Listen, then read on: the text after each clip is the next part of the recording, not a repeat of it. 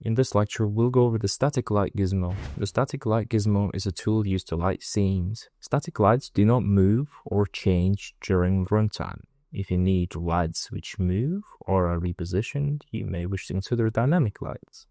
The static light gizmo offers various shapes and allows for customization of color and intensity.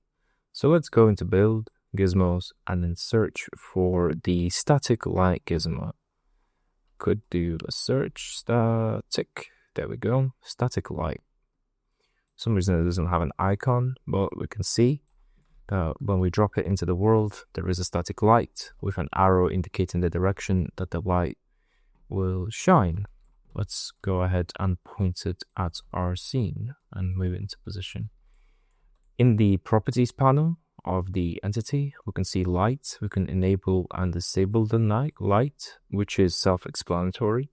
We can also change the shape of the light to be cuboid or ellipsoid, a disc, or a rectangle, which is the default. So we can change the color from any color that we like with red, green, and blue channels.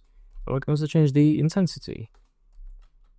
If you look to scale the gizmo, you would just do so by scaling the entity itself, and we can see that the changes take effect pretty much immediately, and the light is rebaked when we move or scale the gizmo.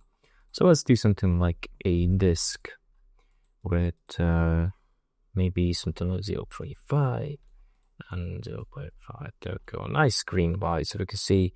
So let's note that you can also have multiple static lights in the scene, but it's recommended to minimize the amounts that you have for performance reasons.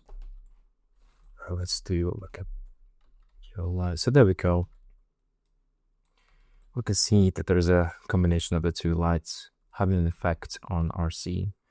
Note that in preview mode or in play mode, the gizmo itself, geometry of the light, this thing here, is hidden. And that pretty much covers the light gizmo, the static light gizmo.